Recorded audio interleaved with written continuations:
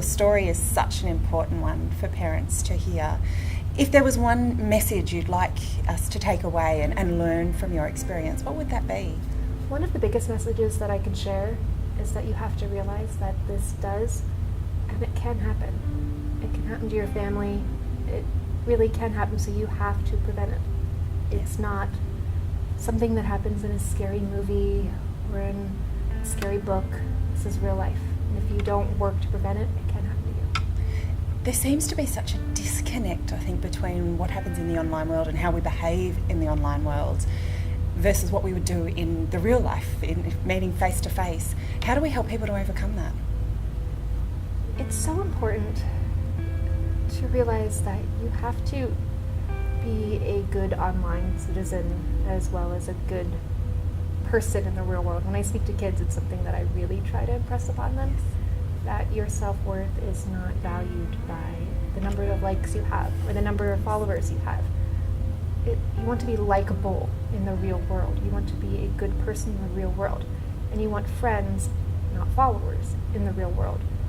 We have to shift this sort of way that we look at the universe being this completely online world where we can edit and Photoshop and change things and perfect things and go back to the real world where, yes, it's not pretty all the time and it's certainly not perfect, but we have to live in it. It's hard. It's wonderful.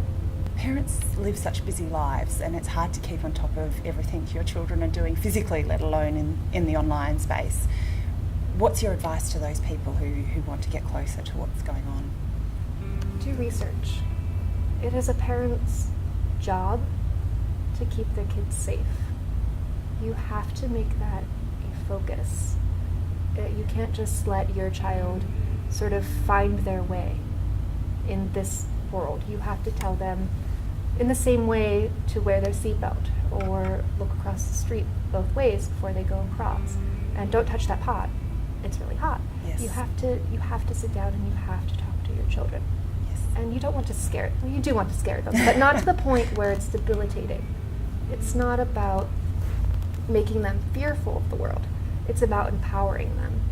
So get online, get a Snapchat, get an Instagram, play with it, figure out how it works.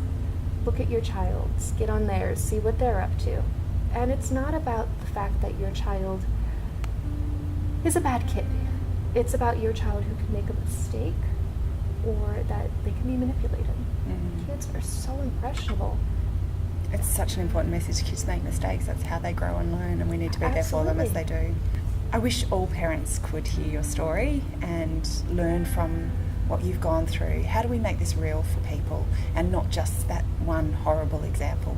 It's one thing to monitor your child's activity, and that's sort of where it seems sneaky and violating of privacy. But again, that's okay, as long as you don't take it too far. But what's super important is that you have an open line of communication with your children, that you let them know how much you love them, and that they can come to you with absolutely anything. Kids are so afraid that you're going to judge them, that you're going to be disappointed in them. So don't let that be a part of that conversation. It's not about that you're proud of them for coming to you. In fact, they've made a really good decision, and maybe even reward them for that.